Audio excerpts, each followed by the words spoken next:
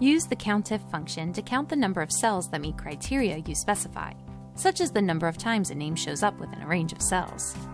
To use a formula with COUNTIF, select an empty cell, type the equals sign, and type COUNTIF into the cell, followed by an opening parenthesis. The COUNTIF function has two arguments, range and criteria. Let's start with range. Select a range of cells, type a comma to advance to the next argument, which is the criteria to look for. Type a quotation mark, and then the name Buchanan as the search criteria. End with another quotation mark. Type a closing parenthesis and press Enter. Buchanan's name appears 7 times within the selected range. To change the arguments of the function, you don't need to retype it. Select the formula bar and replace Buchanan's name with another salesperson.